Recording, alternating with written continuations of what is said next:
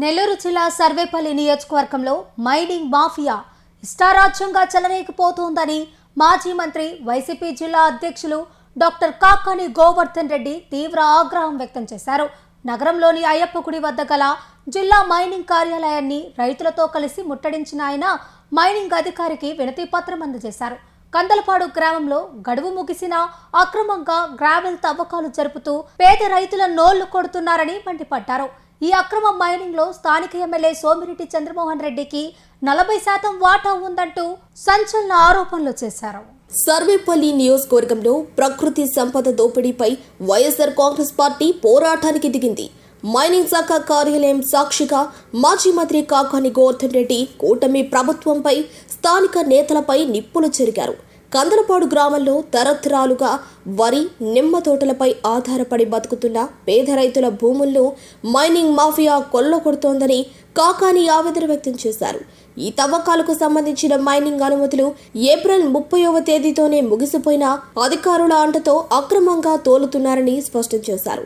ఈ మైనింగ్ లో సోమిరెడ్డి చంద్రమోహన్ రెడ్డికి నెలకు 15 నుండి 20 లక్షల రూపాయల మామూలు వంతున్న మాట వాస్తవమా కాదా అని దీనిపై ఆయన ప్రమాణం చేయాలని కాకాని సవాల్ విసిరారు. ప్రభుత్వ నిబంధనలను బేఖాతారు చేస్తూ ఏఎంఆర్ సంస్థ ఇష్టారాజ్యంగా రాయల్టీ వసూలు చేస్తోందని, చంద్రబాబు, లోకేష్లకు నెలవారీ ముడుపులు అందుతున్నాయి కాబట్టి అధికారులు నీళ్లు నమలుతున్నారని ధ్వజమెత్తారు. నియోజకవర్గంలోని సంఘం, అనంతసాగరం, రాజుపాలెం, ఇరువూరు, సోరాయిపాలెం రీచ్లలో ప్రైవేటు వ్యక్తులు క్యూఆర్ కోడ్లు పెట్టి మరీ ఫోన్ పే ద్వారా ఇసుక డబ్బులు వసూలు చేస్తున్నారంటూ ఆధారాలను మీడియాకు చూపించారు. అక్రమ తవ్వకాల వల్ల గుంతలు పడి సోరాయిపాలెంలో ఒక ఎస్టీ యువకుడు, మరో కార్మికుడు చనిపోయినా పోలీసులు మసిపూసి మారేడుకాయ చేస్తున్నారని మండిపడ్డారు. ఈ అక్రమాలపై గూగుల్ మ్యాప్ ఆధారాలతో సహా లోకాయుక్త, గ్రీన్ ట్రిబ్యునల్ మరియు కోర్టులను ఆశ్రయిస్తామని హెచ్చరించారు. రైతుల పక్షాన వైసీపీ అలుపెరుగని పోరాటం చేస్తుందని, అక్రమ బళ్లను గ్రామస్తులే అడ్డుకుంటారని కాకాని గోవర్ధన్ రెడ్డి స్పష్టం చేశారు. ఈరోజు నెల్లూరు జిల్లాలో అక్రమంగా జరుగుతున్నటువంటి మైనింగ్ మాఫియాని గురించి వివరాలతో సహా ఎక్కడెక్కడ ఈ జిల్లాలో ప్రత్యేకించి సర్వేపల్లి నియోజకవర్గంలో మైనింగ్ మాఫియా చెలరేగిపోతుందో వాటికి సంబంధించినటువంటి వివరాలన్నీ కూడా మైనింగ్ శాఖ అధికారికి, జిల్లా మైనింగ్ అధికారికి ఇవ్వడం జరిగింది. గతంలో ఒక మాసం క్రితం నేను కందలపాడు గ్రామానికి వెళ్ళడం జరిగింది. అక్కడ రైతులు సాగు చేసుకుంటున్నటువంటి భూముల్లో ఇష్టారాజ్యంగా గ్రావెల్ దోపిడీ జరుగుతుంది. పాపం తరతరాలుగా వరి పండించుకునేటువంటి వాళ్ళు, నిమ్మ చెట్లు వేసుకునేటువంటి వాళ్ళు, చిన్న చిన్న కూరగాయల చెట్లు వేసుకునేటువంటి కుటుంబాలు, వాటి మీద ఆధారపడి బతికేటువంటి జీవనం సాగించేటువంటి గ్రామాలు విడిగా ఈరోజు దానికి సంబంధించి గ్రావెల్ తరలిస్తూ దానికి సంబంధించి అధికారులు తీసుకొచ్చి అడిగితే అధికారులు ఈరోజు ఒప్పుకున్నారు. దానికి సంబంధించినటువంటి కన్సెంట్ ఏదైతే ఉందో 34/2026తో ముగిసిపోయింది. అంటే మేము పోయే రోజు కొన్నది ఆ నెలాఖరికి ముగిసిపోయింది. ఇది ఈరోజు వాళ్ళు తీసేటువంటి గ్రావెల్ ఏదైతే కందలపాడు గ్రామంలో గ్రావెల్ తీస్తున్నారో అది ఇల్లీగల్ మైనింగ్. కాబట్టి గ్రామస్తులకు చెప్పాం, మీరు వెళ్ళి ఆ బళ్ళు ఆపండి, అవసరమైతే నేను వస్తానని చెప్పా. మాట్లాడితే పోలీసులు రావడం, ఆ గ్రామస్తుల్ని బెదిరించడం, ఇష్టారాజ్యంగా వ్యవహరించడం ఇవన్నీ సరైనటువంటి పద్ధతి కాదు. కాబట్టి ఈరోజు ఆ గ్రామానికి సంబంధించి అక్రమ మైనింగ్ మీద ఎటువంటి చర్యలు తీసుకుంటున్నారు అని చెప్పని ఈరోజు మైనింగ్ శాఖ అధికారిని అడిగాం. వాళ్ళు పాపం సమాధానం చెప్పేటువంటి పరిస్థితిలో లేరు. ఏది చెప్పినా కూడా నీళ్లు నవ్వేటువంటి పరిస్థితి ఉంది. సోమిరెడ్డికి కందలపాడులో పేదవాళ్ల కడుపులు కొట్టి చేస్తున్నటువంటి మైనింగ్లో 40% వాటా ఉందా లేదా? ఈ ఒక్క విషయం చంద్రమోహన్ రెడ్డి అనేక విషయాలు నేను ప్రమాణానికి పిలిచి రాలే. ఇది పేదల కడుపు కొట్టేటువంటిది కాబట్టి 40% తీసుకుంటూ నెలకి 15 నుంచి 20 లక్షల రూపాయలు నువ్వు తీసుకున్నటువంటి మాట వాస్తవమా కాదా? ఈ ఒక్క అంశం మీద నువ్వు ప్రమాణం చేయి. మిగతా ఎన్ని వదిలేసే, దరిద్రుడా తింటే తిన్నా వదిలేసి నిన్ను కూడా, నువ్వు మంది సొత్తుకు బతికేటువంటి వాడు, మంది సొత్తు మీద పడి మేసేవాడివి. ఈ ఒక్క విషయంలో కందలపాడుకు సంబంధించినటువంటి దాంట్లో నువ్వు తీసుకున్నావా లేదా? అక్కడికి చూస్తే హృదయ విదారకమైనటువంటి పరిస్థితి. కళ్ళెంబడి ఎవరికైనా సరే, ఎంత కఠోరమైనటువంటి కర్కోట కూడా అయినా సరే కళ్ళ వెంబడి నీళ్లు రావాల్సినటువంటి పరిస్థితి. పాపం వాళ్ళు తరతరాలుగా చేసుకుంటున్నట్టు భూముల్లో ఈరోజు చెప్పారు మళ్ళా జరిపి పెట్టారయ్యా, ఇంకా జరిపి పెట్టారు, ఇంకా మా కడుపులు కొడుతున్నారు, ఇంకా మా నోళ్ళు కొడుతున్నారని చెప్పి పాప ఆ గ్రామస్తులు మాట్లాడేటువంటి పరిస్థితి ఉంటే, అందుకే అధికారుల దగ్గరికి వచ్చి మీరు ఏ ప్రాతిపదికన వాళ్ళని ఇచ్చారు అని అంటే ఈరోజు చెప్పారు అయిపోయింది, వాళ్ళు ఇచ్చినటువంటి లెక్క ప్రకారం నేను మైనింగ్ శాఖ కార్యాలయం ముందు నుంచే మాట్లాడుతున్న దాని ప్రకారం ఏప్రిల్ 30 అయిపోయింది. అందుకే చెప్పే గ్రామస్తులకు మీరు వెళ్ళి ఆపండి, మీరు వెళ్ళి అడ్డుకోండి, ఏ పోలీసు వచ్చినా సరే అక్రమ మైనింగ్కి మీరు రాసిచ్చి తీసుకువెళ్ళమని చెప్పండి అని చెప్పడం జరిగింది. దానికి సంబంధించినటువంటి కాగితాలు కూడా ఈరోజు వాళ్ళకి ఇచ్చాం.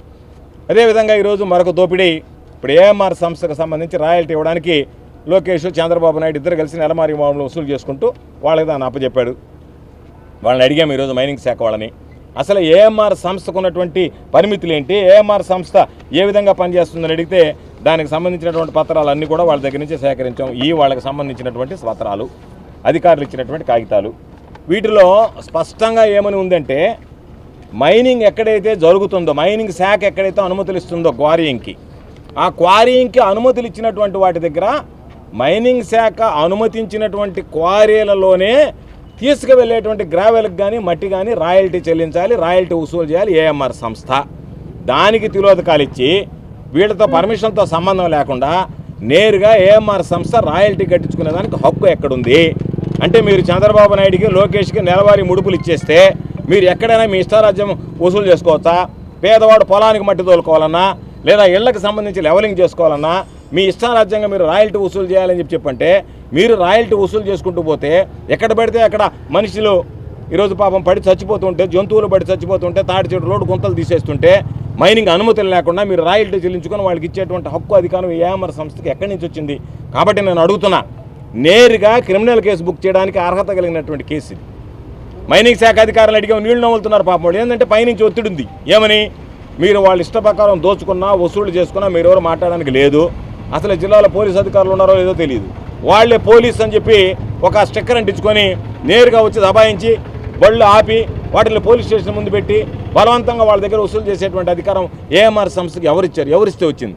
వాడనంటే ఇసుకకి సంబంధించి చెప్పాల్సినటువంటి అవసరం లేదు. సంగం రీచ్ దగ్గర నుంచి, అనంత సాగరం దగ్గర నుంచి, ఈరోజు ఉన్నటువంటి తెలుగురాయపురం దగ్గర నుంచి, రాజుపాలెం రీచ్ల దగ్గర నుంచి, సర్వేపల్లిలో ఉన్నటువంటి ఇరువురు రీచ్ దగ్గర నుంచి సూర్యాపాలెం రీచ్ వరకు ఇరువురు రీచ్లు అయితే నేను ఆధారాలతో సహా చూపించాను. ఈరోజు కూడా అడిగా, ఒక సంఘం పెట్రోల్ బంకుకు సంబంధించినటువంటి క్యూఆర్ కోడ్ ఒకటి తీసుకొచ్చి అక్కడ పెట్టి నేరుగా స్కాన్ చేయించి ఫోన్పే ద్వారా డబ్బులు వసూలు చేస్తున్నారు.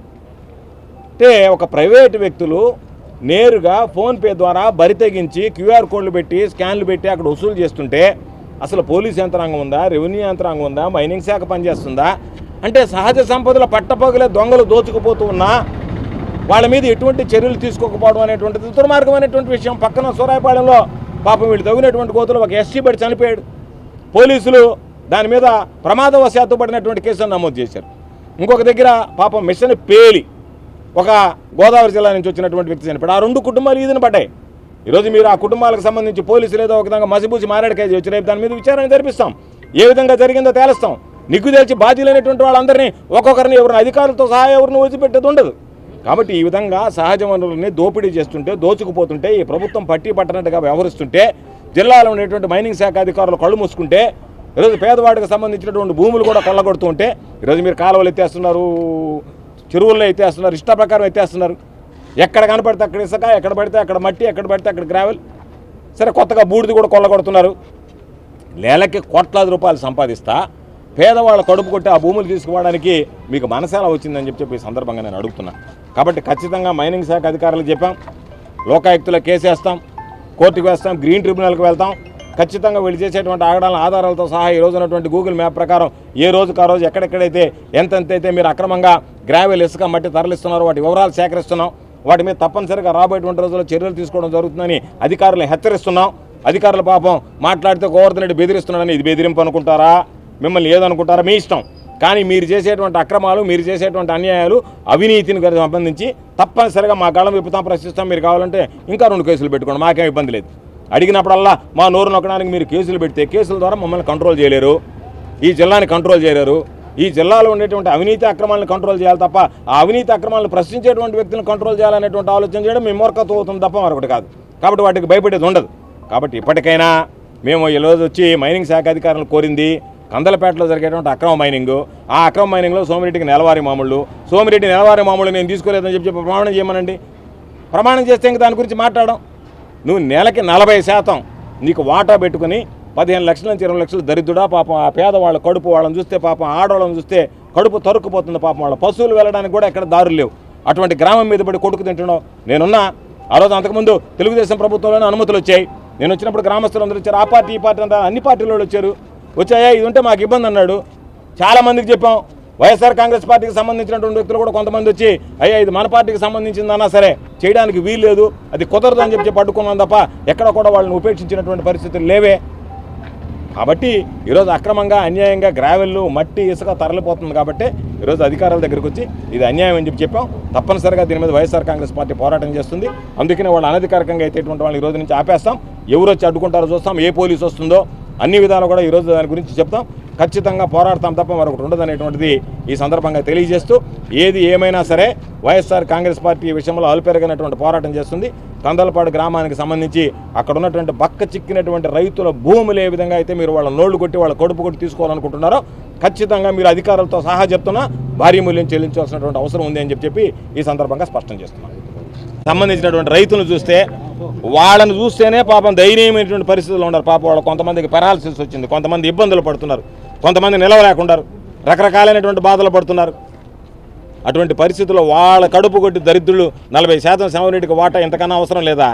వాళ్ళ దగ్గర తినాల్సిందే పాపం 40%. వాళ్ళకి సంబంధించినటువంటి భూముల్లో 40% నువ్వు వాళ్ళని పోయి చూస్తే నీకు అన్నం తినడానికి కూడా బుద్ధి పుట్టదే. పాపం వాళ్ళు పడేటువంటి బాధలో వాళ్ళ ఎతలు వాళ్ళ భూముల్లో పెరుక్కునేది, వాళ్ళ భూములు పెరుక్కునే మీరు మామూలుగా కోట్లు సంపాదించేది. ఇంతకన్నా దౌర్భాగ్యం మరొకటి లేదా? కాబట్టి ఖచ్చితంగా దీని మీద పాపం ఆ రైతుల పక్షాన్ని నిలబడి వైఎస్ఆర్ కాంగ్రెస్ పార్టీ పోరాటం చేస్తుంది. Pernati naturals, central avenue, first cross road, Magunta layout, Nellore. అధునాతన వ్యవసాయ పద్ధతులతో సేంద్రియ ఎరువుల మన్నికతో ఆర్గానిక్ ఫుడ్ ప్రొడక్ట్స్ ను తయారు చేసి మీకు అందిస్తున్న మీ ఆరోగ్యాభిలాషి పేర్నాటి న్యాచురల్స్. అన్ని రకాలైన వెజిటబుల్స్, సీజనల్ ఫ్రూట్స్, పాల ఉత్పత్తులు, సింగిల్ పాలిష్ రైస్, స్వచ్ఛమైన తేనె, పప్పు దినుసులు, గానుగ నూనెలు, మిర్చి, పసుపు, పికిల్స్, నేచురల్ పౌడర్స్, స్వచ్ఛమైన సువాసనలతో హై న్యూట్రిషనల్ వాల్యూస్ తో మీకు అందించడం మా ప్రత్యేకత. పేర్నాటి న్యాచురల్స్ కు విచ్చేయండి. ఆనందోత్సాహాలతో మీ ఆరోగ్యాన్ని పదిలపరచుకోండి.